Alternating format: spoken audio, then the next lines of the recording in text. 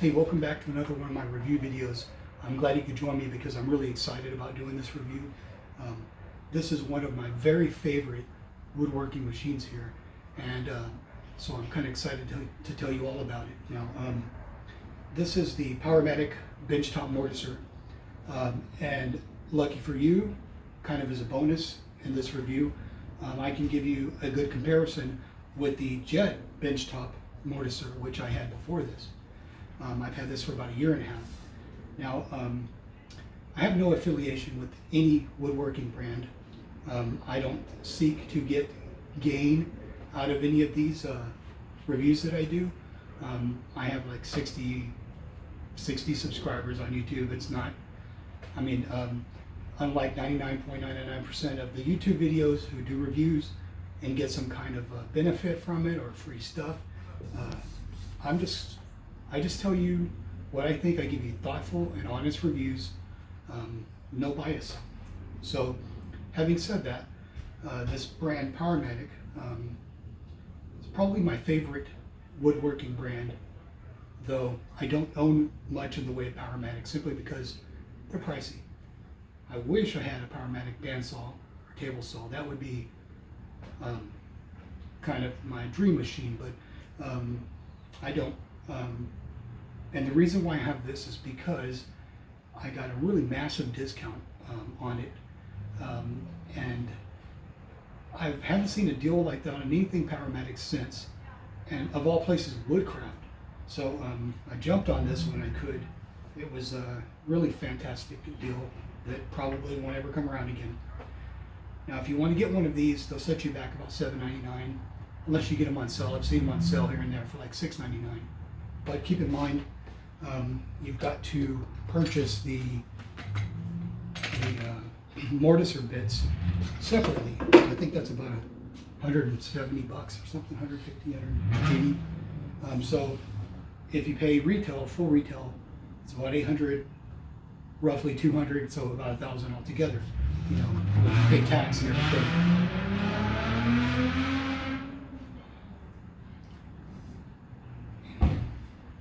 Sorry, I'm in my neighborhood. We got this goofy guy who is constantly revving up his motorcycle engine for no reason at all. That was him. He'll probably be back in a few minutes because he likes to make a few rounds and rev up his engine so everybody can hear it in the neighborhood. In any case, so this is about as industrial as you're going to get on any kind of benchtop machine. Now, the Jet has a really good price. Jet's a good product. It's a good mortiser, and it will do the job. But you have a lot less space to work with the Jet. The table's much smaller. This here is a good-sized cast iron table. I mean, it's industrial strength, this whole machine here. Now, there's going to be some things you should know about having one of these. This is the best you're going to get for any kind of small workshop or garage like mine. I'll give you some really important tips to help you out, and plus I'll give you some really good tips, which I've learned over time, to get really clean, square mortise cuts, because that is ultimately the most important thing. Now, if you're thinking that you're going to buy a mortiser and you're just going to get these nice clean cuts, and they're going to be square right when you're done, you're going to be under a little bit of delusion there, because there's nothing that will. You're going to still have to use a chisel. There's no escaping that. Okay, you're still going to have to chisel and clean it up, but it does such a really good job, and I'll give you some tips on how you can keep that to a real minimum. But in any case, let me go ahead and show you some features, and then we'll get into how to use it. So first of all, it's not a real heavy machine. I pick it up all the time. Now, if you'll notice, in a small area like this, one thing you're going to have to really take in consideration is the size of the machine, the depth of it, but also the arm. Right now I've got the arm just kind of hanging down. This is not normally how I would have it when I use it, but this keeps it out of the way while I'm working. Now, I usually don't leave this here unless I have this mortiser head all the way down, because it's so easy to get cut, and these things are razor sharp, and all these blood stains you see all over the garage, I mean, you know, this is extremely sharp. So in any case, space is a real big consideration. So let me show you. Let me just lift this thing up. Now it's not real heavy, but for the average person, I suppose it's pretty heavy. But if you take a look at it from this angle, okay,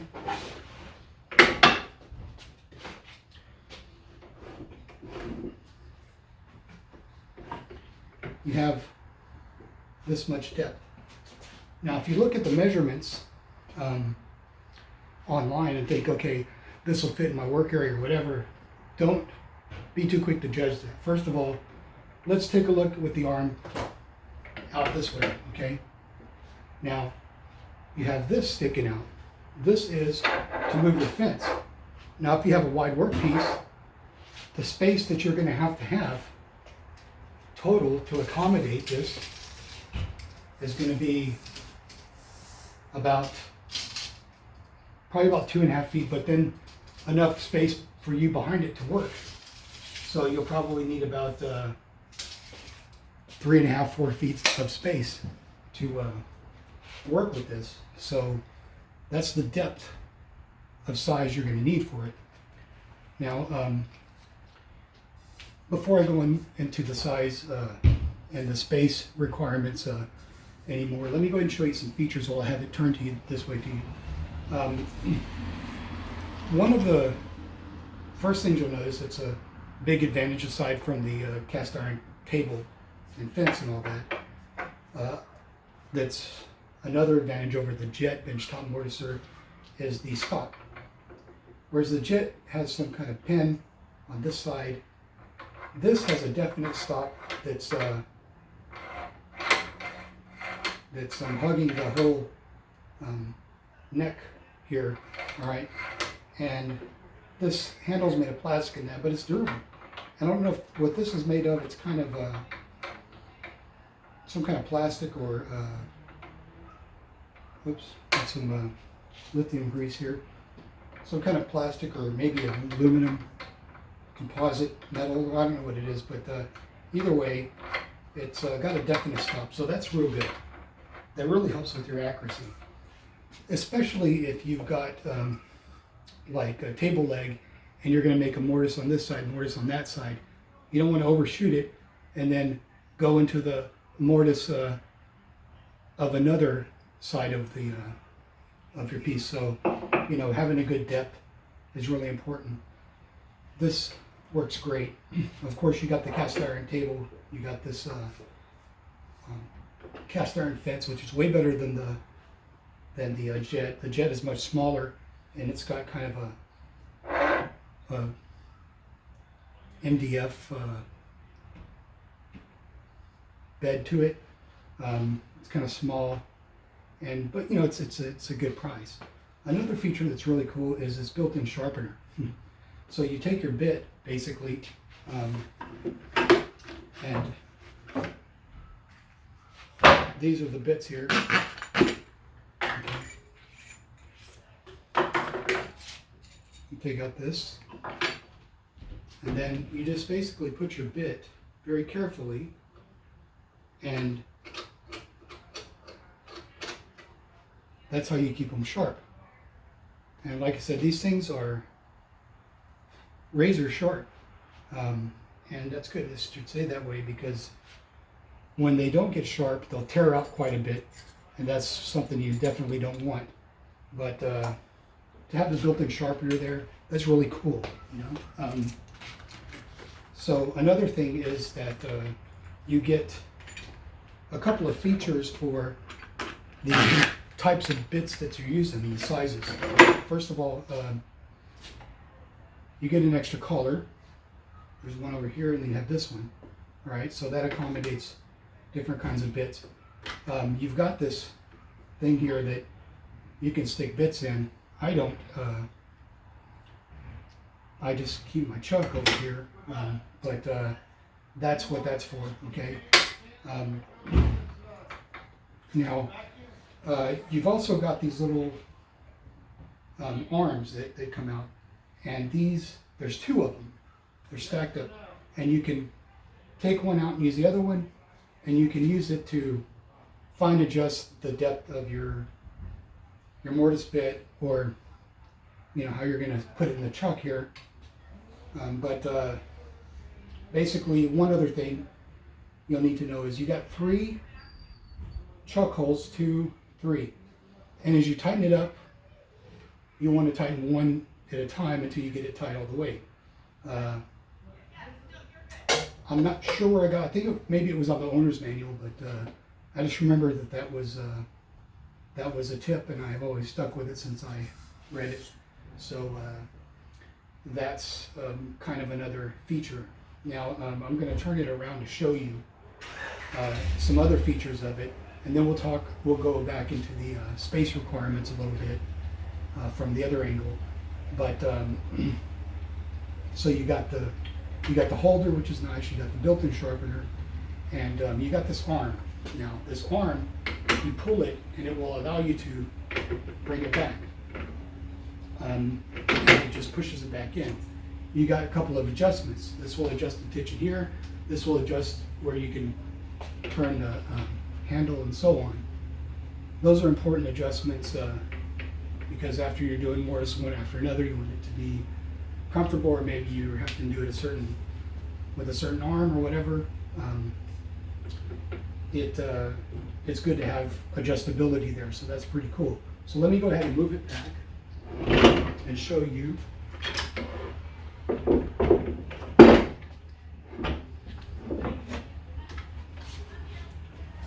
how it works.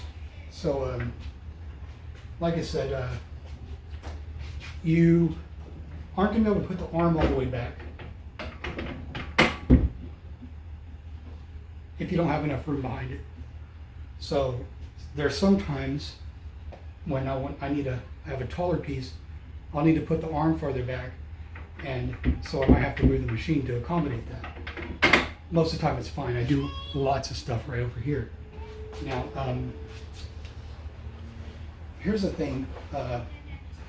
You're also going to need space and width, because a lot of times you might be doing something like a table leg, okay? And if your tendon's way over here, see how I've got a little desktop workstation over here, it gets in the way, all right? But if you're doing a table leg, you're going to need enough width to get down over here at the end of the tendon. And also, same goes on the other side. So that's a really important consideration, the space. So if you're looking at a mortiser, you don't have a mortiser, and you're looking online for the specs, what's the width and the depth and the height and all that, don't forget that there's a lot of other considerations you got to make when you determine a space for it. Now, why is space important? Because this is a benchtop mortiser. It's not, for a big workshop that'll have a big full-size stationary one that weighs 500 pounds. So, given that, space is always an issue in a smaller workshop. So, that's a really important consideration, and nobody ever talks about that, so I'm happy to fill you in. Now, a couple of things that are really important to get good square cuts, and also there's some nuance to working with this machine that you need to know. I'm sure you'll learn over time, but it'll save you a lot of frustration and things like that. Now, first of all, whenever you want to cut a mortise, you think you're just going to buy one of these and you're just going to come along and cut this great square mortise. It's not quite like that. You'll be deceiving yourself if you have that idea. You won't be able to escape from using a chisel. You're going to have a chisel, and you have to have a very sharp chisel to get a good square, clean-cut mortise. And then there's also some technique involved, not only in how you operate the machine, but also how you set it up. Now let me show you why. One of the things here is that this fence is limited in width, okay? And so if you want to, you could use a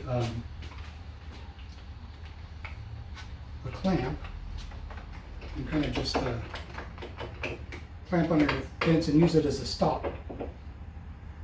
You know, that's fine. You know, that's one way to do it. You normally will draw things out and then just follow the lines. That's what I do. But I always have a stop put up. And I have to kind of engineer ways to do that because you don't have a big wide table on this. So you need to have a way to make a stop. So every workpiece stops right at the right place. Now, it is a big deal because let's say that you're making a table and you want your apron to line up perfectly with your the tendon of this flapper, so that way it'll be perfectly across. That way when you don't have one that's a little bit higher or lower, so when you put your tabletop on it, there's not going to be a gap because it's too low, or you're going to have to plane it down because it's too high or something like that. So if you want to get a really good, consistent, or you don't want one side to be like that and the other side to be like that, or like, you know, if you want it to be really consistent, you're going to have to kind of engineer ways to set a stop, a definite stop for that. So that's one thing. Now, another thing that's really important, crucial to get a clean square mortise, is to have wood that's milled square. If your wood's not milled square, your mortise is going to be crappier. And then what's going to compound that problem too is when you clean it up with a chisel, it's already going to be crooked, then you're going to clean up with a chisel, and it's going to become even more crooked.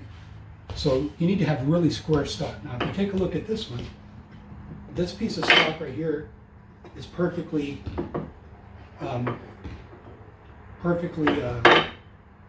flat on every side. This is a perfectly square piece of stock. Now, if you take a look at this one right here, see there's a rock in it. On one side, this side's flat. This side's a little bit, this side's square. So you're going to have one mortise on this side, and it's going to move when this thing comes down and puts pressure on it. So you're going to have a square mortise on one side, but then the other mortise is going to come out out of square. So number one thing is to have your wood milled very square. That will save you a lot of trouble. So those two things, having a definite stop, preferably for each end, okay? Because here's the thing, when you're trying to align this by eye to the line on here, you're not going to be able to, because you're not going to be able to set this up against the workpiece. There's going to be some space between it because you have to have a space depending on the size of this mortise bit. You're going to have some space between the drill bit inside and the mortise bit. So trust me that you can eyeball it and get be very consistent and fairly accurate, but if you want really square every time, you're going to have to set a stop, or you could get something that's really square, like a piece of metal or a really square piece of wood, and kind of just take it, let's say you've got your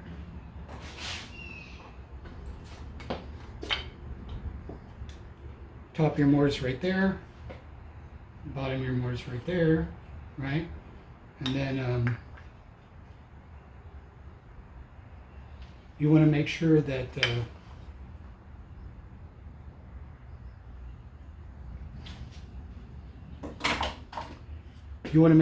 you're catching it right there perfectly on the bottom and on the top. Because here's the thing, when you're cutting the mortise, you're not going to go from one side and then all the way down. You're first going to go to the top end, and then you're going to go to the bottom end, and then you're going to come back and get the inside parts. The reason for that is because there's going to be some give. And if you wait till you if you start with this end and go down, when you get to the end, it's going to kind of curve a little bit and it won't come out real square. It'll be kind of frustrating. So you always do one end and then the other end. So that's really important. Now, if you want to get this lined up perfectly, you can bring your piece, line this up with the fence and everything, and once you have it lined up, you can kind of bring this down, have it hold against here, and then kind of, get your workpiece in position, and then there you have it right where you want it to be, to line up with the line. Now, whenever you make a mortise cut, you're going to have to make sure that you're on the inside of the line, not the outside. You can be right on the line, but make sure you're on the inside half of the line. Some people say, I suppose you could kind of cut the line in half. I don't think my eyes are good enough to do that. Either way, be on the inside of the line. But another mistake is that if you think you're just going to kind of get it, generally get it cleaned out with the mortiser and then come back with your chisel and square it up, it's not going to be that easy unless you're really good with the chisel. One of the things is you have to have some kind of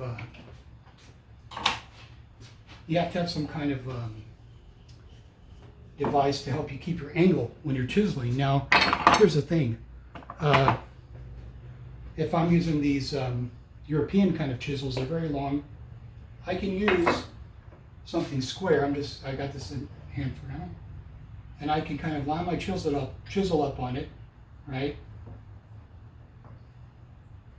And then I can just go in there and clean it up. If you got a Japanese chisel, I find problems with these. First of all, some of the sharpeners, like my Veritas sharpener, the holder, these Japanese chisels have kind of curvature down lower on the blade.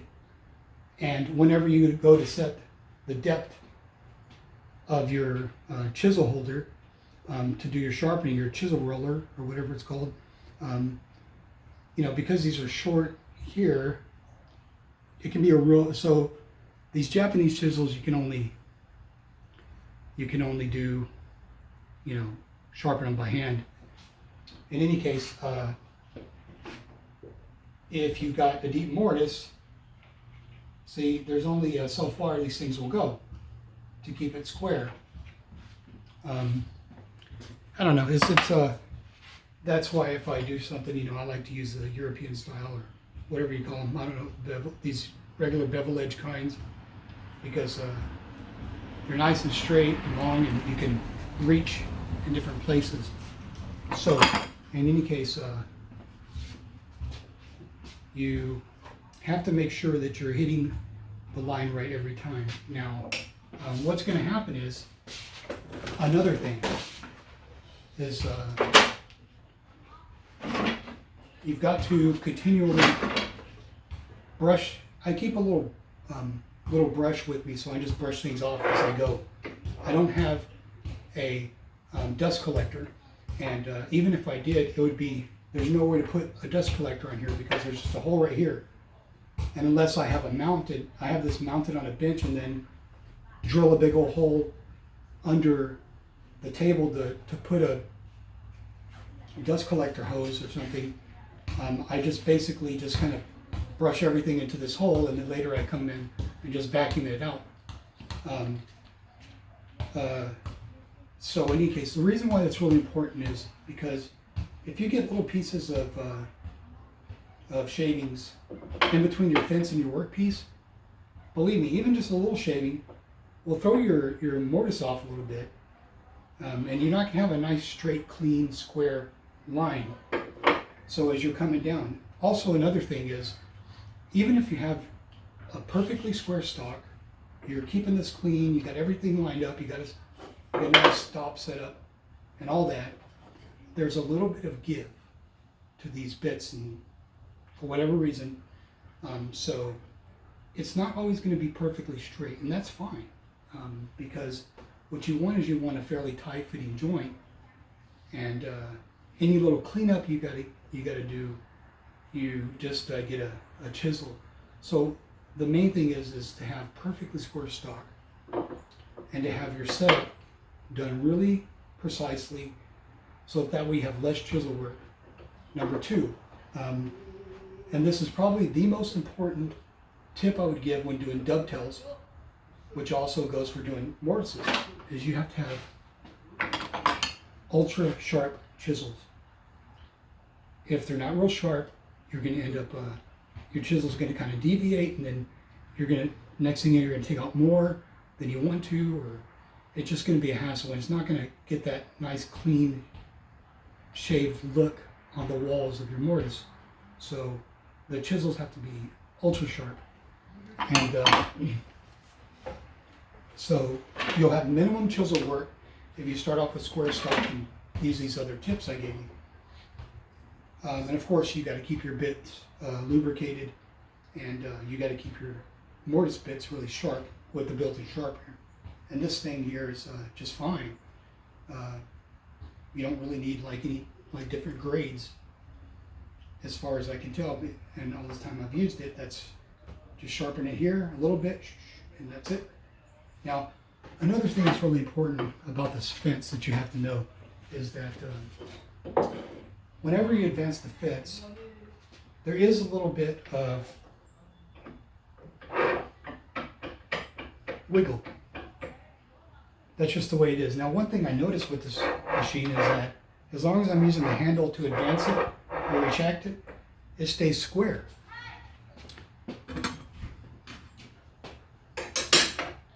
And I've tested this a zillion times in a zillion different ways, but as long as you're advancing it with the handle, it stays square. Now, if you've got a workpiece on there and you want to make a small adjustment, you might tap this, or that's not going to move the whole fence the way you want it. It's going to throw it out of line on the other end. Another thing is that once you've got your fence lined up right where you want it, you got to kind of keep your finger right down here in the middle, right, and then really carefully lay these down, because when you grab a hold of these things, it kind of has a tendency to want to nudge the fence a little bit. So, these things clamp your fence down real nice and secure. And that's another thing too. If you look at the back of the fence here, let me go ahead and take it off. Okay.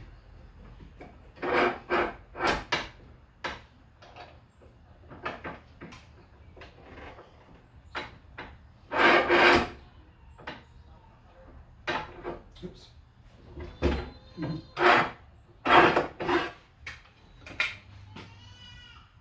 This these lockdowns are plastic, okay? Now, on the bottom you have a washer that you tighten. The perfect tension is really important to get right. Once I have them set, I don't have to worry about it. Maybe after a few months of use, I might have to make a little bit of adjustment. I maybe adjusted it twice in the past year and a half. But once you have these tensioned perfectly, they will always lock in. The fence won't nudge. Now, keep in mind that there's two things. There's a lot of pressure that you're putting, because first of all, you're putting downward pressure, and then it's also going to lift the piece up whenever you're taking the mortise, whenever you're lifting the mortise bit up.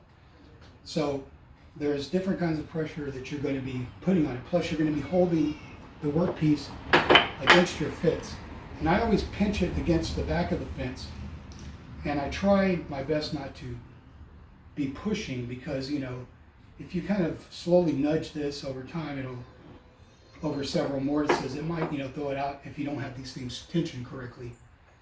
The thing is that it's plastic, like I showed you, so if you have it too tight, it's going to wear that plastic down.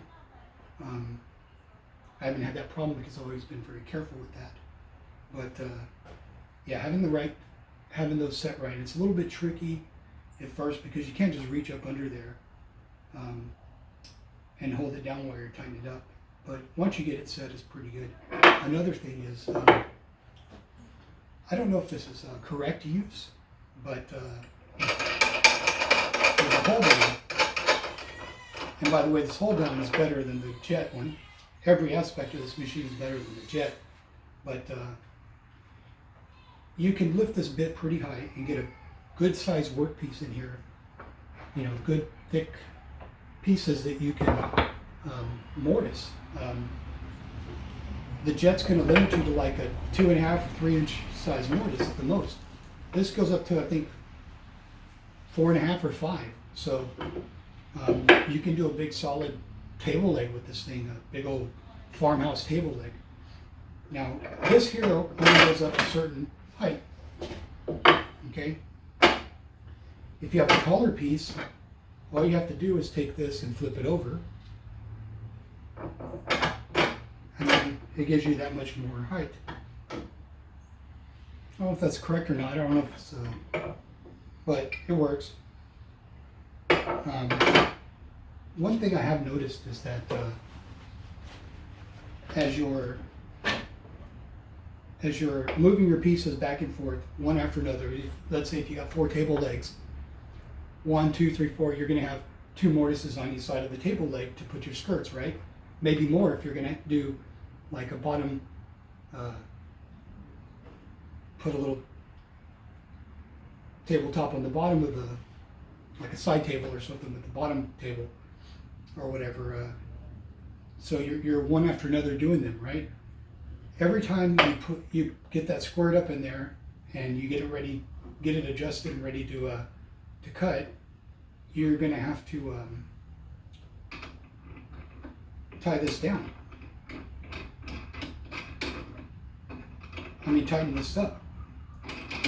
Tighten it down. The problem is that this little side adjustment doesn't hold.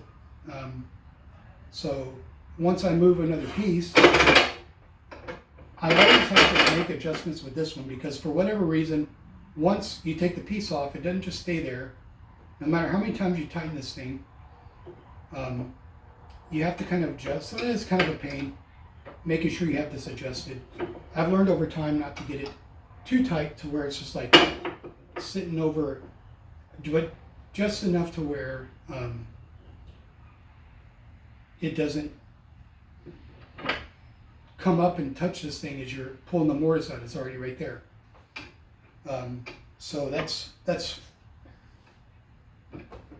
little side thing here hasn't worked very well for me, and it's got a groove on the side, so you don't have to worry about messing up the threads by tightening it up real tight.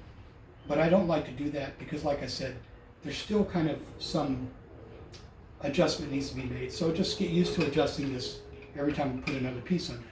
Plus, once you put pressure down on it, it kind of gets locked in there. So what you have to do is you have to kind of wiggle it back. You have to rotate a little bit for it to get out of that so you can lift it up all the way. You really only know that, you'll really only understand that once you have this thing and work with it for a little bit. But the point is that that's how you use the hold down right there. Now, so let me kind of reiterate, to put all these things together is, number one, you got to start off with a perfectly square stock. You have to mill it perfectly square. Number two is that you've got to put your stops really accurately or use something to align your cuts so that way you get them right inside the line. So you do minimum chisel work. Nevertheless, you aren't going to escape from chisel work. That's just going to be part of it. Third is use the knobs here to advance and retract the fence as you're doing your pieces, because there is some wiggle to it, and if you try to push one side or another, it's going to go out of square. But for whatever reason, as long as you use this, it keeps it square every time. I would still, if you got a really like a small cabinet and you got lots of little mortises that you use, like a small Japanese cabinet or whatever, I would just go ahead and double check. Make sure you have it square, because those things like that, they if it's out of square a little bit, everything won't exactly line up, and you'll have like little bitty gaps. It doesn't look real nice and tight and seamless like the Japanese craftsmen do. So the point is that, so you have that, you have square stock on it. Second, you have to have this square. This is easy enough to make square. The only thing is that you got to make sure that you have something really square behind it. And I use a piece of metal, a piece of a flat piece of aluminum, chunk of aluminum that's real nice and flat, and I put it right here so that way I can align my bit, because what you want to do is you want to have this bit really square. If it's a little bit off, it's going to kind of cut your mortises like that. You want to cut your mortises nice and straight. So in order to do that, you have to align this up. So you got to kind of pinch it against this. The thing is that if you use a piece of pine or poplar or even cherry, which is a much harder wood, there's still,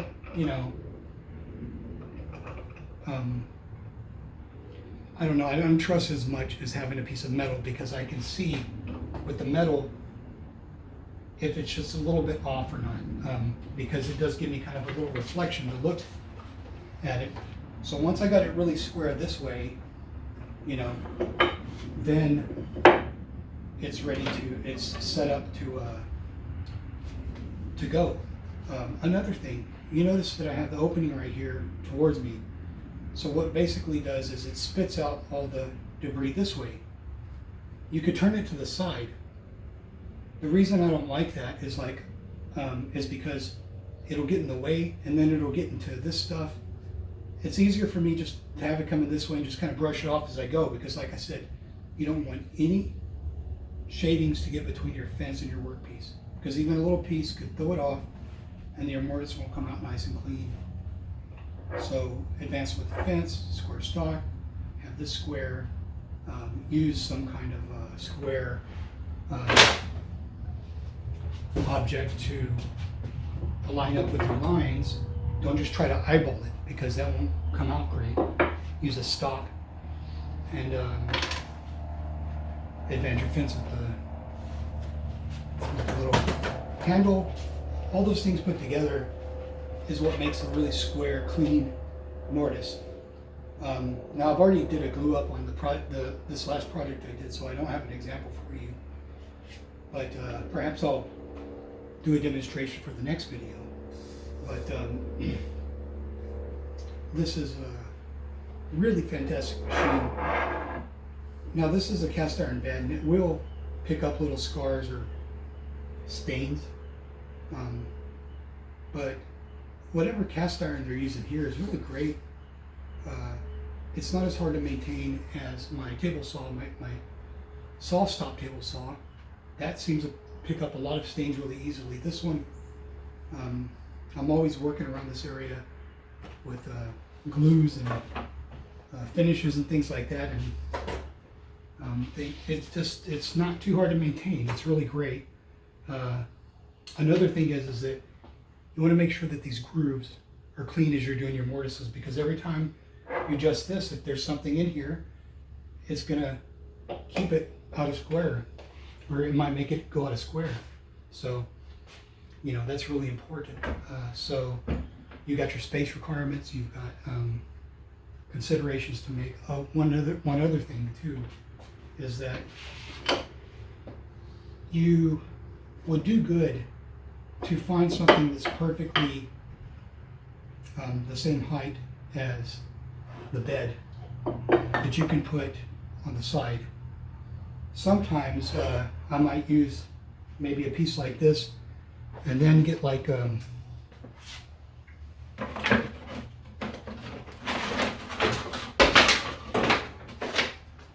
then get like a really thin piece to put it on top, so I'll be right at the same height of the bed here.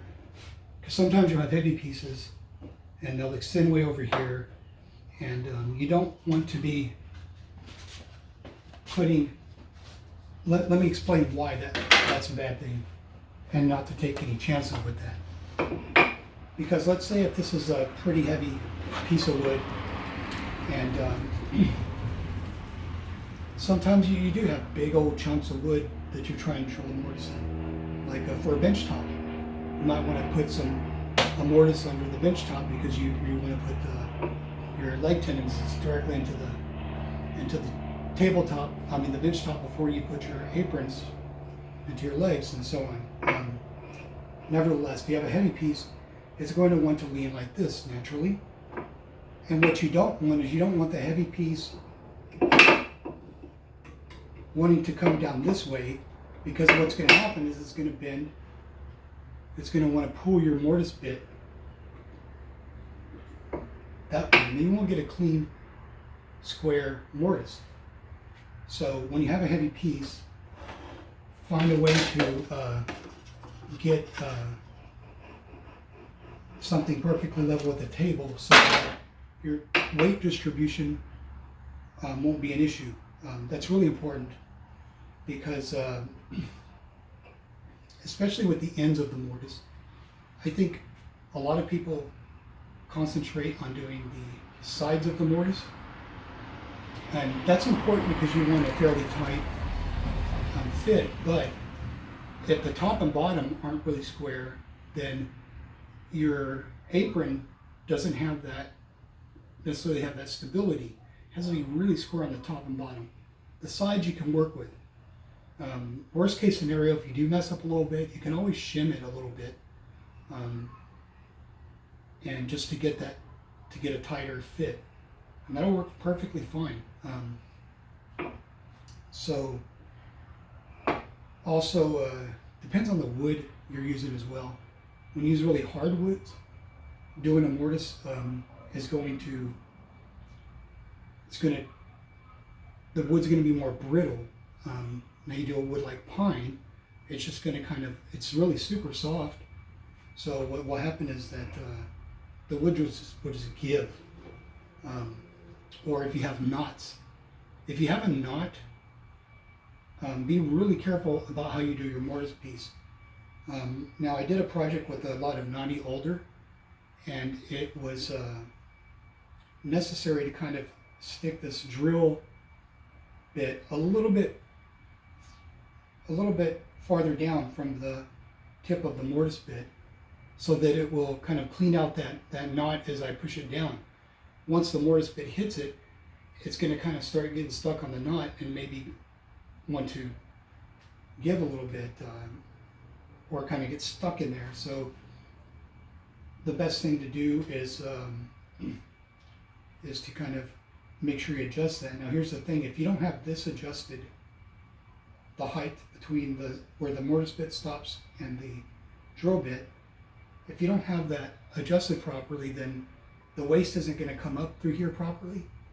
It's going to be noisy and make a lot of squeaky kind of sounds, and that's kind of how you'll know that this is not adjusted properly. It won't eat the wood correctly. So you have to have the right height. The manual kind of tells you, but I just kind of have gotten used to it, so I've forgotten what the manual says. I just kind of go with it now, but you'll have to use a piece like this and kind of adjust it. And then once you got it set, and it's going to be tricky sometimes because you have to have it square this way, right?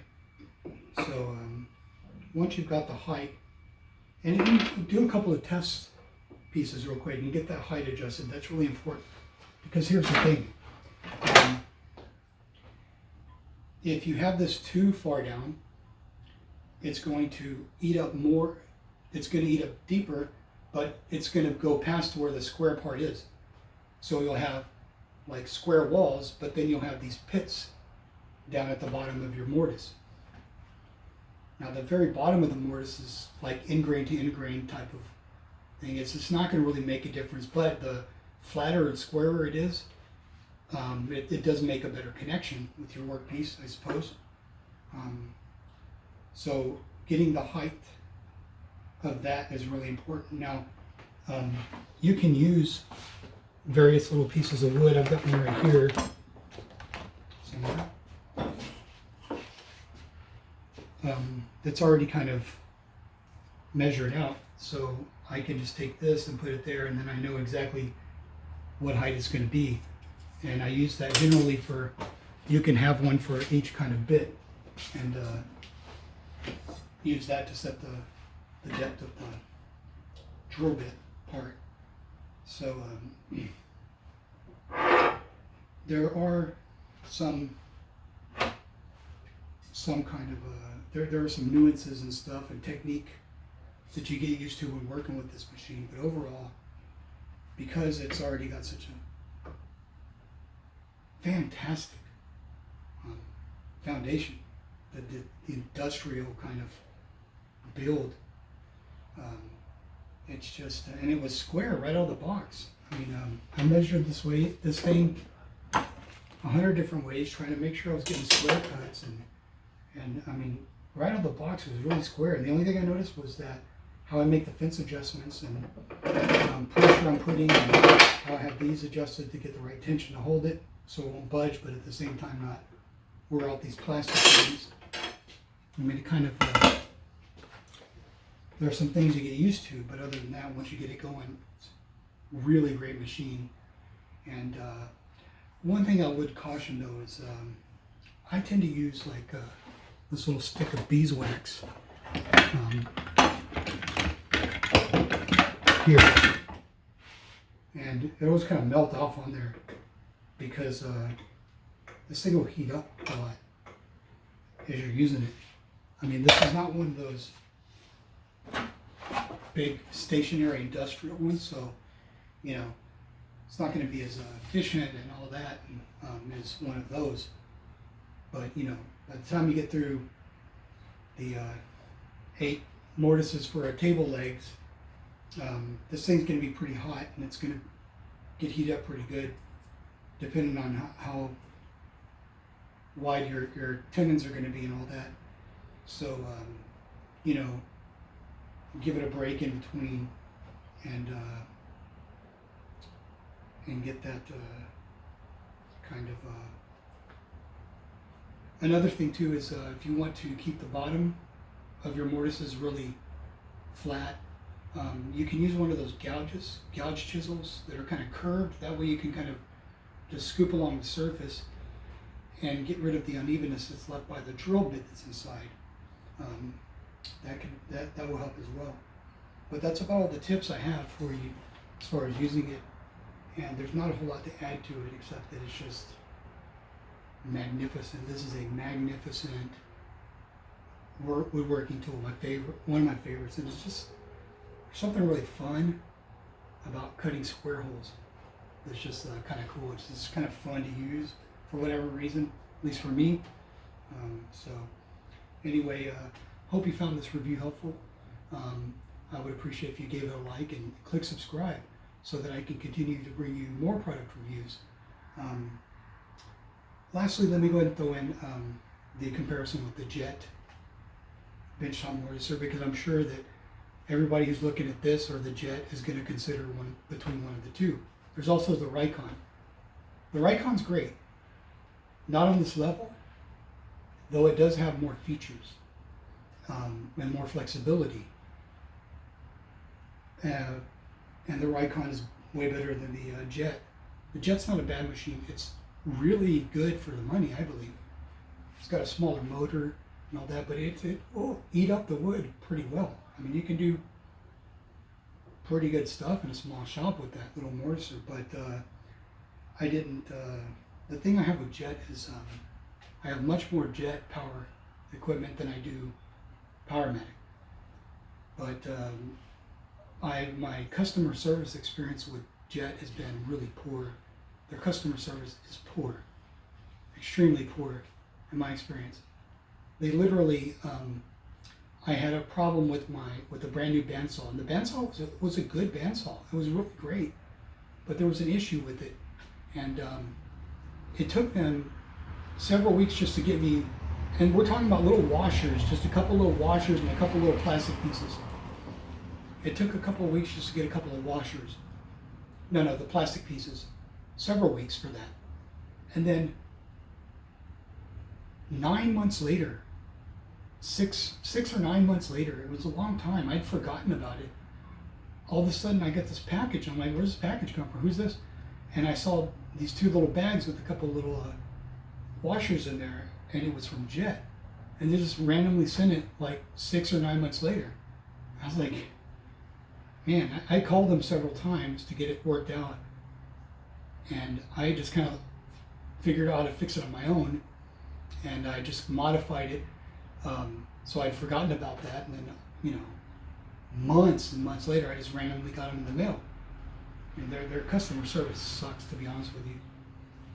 Problem is that, I mean, not that it's a problem, but funny thing is that Powermatic and Jet are both owned by the same company. Go figure.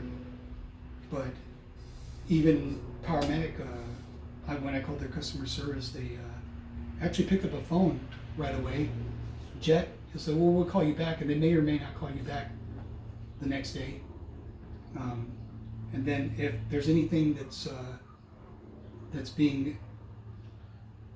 needs to be, held over to the next day to continue whatever support they were helping you with, good luck with that, because if you can't get it done that day with them on the phone, it's going to be a hassle. Jet customer service sucks, I'm sorry to say. That's why I won't be buying any more of their equipment. Although I like my Jet planer for the most part, and I love my little Jet bandsaw, I will not be buying another Jet power tool again because of the fact that their customer service just sucks. Powermatic, I can't really attest their customer service too much, except that they were fairly responsive the 2 times I did call them, and luckily it wasn't for anything that needed to be done with the actual physical machine. It was just some questions and things I had on adjusting it and maintaining it. So, but as far as my overall experience, this is, and I don't know if it'll stay like that. Hopefully, they won't deteriorate and become like Jet. But so far, it's been really great. And I really recommend this. This is a really great, well done machine. I wish I could afford more Powermatic stuff, and I'd buy them. But if you're looking at getting one, if you're thinking about getting the Jet, and if that's all you can afford, then go ahead. I mean, you won't go wrong with it. The Raycon would be like, well, I can maybe come up with a little bit more, but I can't quite make the Powermatic. The Raycon's a great option. Raycon's done really well. Now, my only experience with Raycon, and I like Raycon, they're really good products, but there have been some adjustability things that have, for whatever reason, like their planer, incredibly hard to adjust. But I love the planer. It's a really great little planer, and the price is fantastic. Other than getting it configured, square and everything, the bed's flat it's just an incredible pain in the neck. You don't have to worry about that with this. Now, I don't know that to be the case, and I haven't seen that too much with other Jet power tools. But if you can go a little bit higher than the Jet benchtop, maybe you could get the Raycon. That would be a fantastic choice. It's really flexible, has more features. I think it's even gives you more space to work with. But if you can go this route, this is definitely the best. So in any case, like I said, hope you'll subscribe and support this channel so I can continue to bring you more reviews. Be on the lookout for another review video I'm going to do on some Line-Nielsen and Floor Up Toolworks and Veritas saws, dovetail saws. I got a really nice comparison I want to upload for that. So keep it on the lookout for that. And thanks for watching.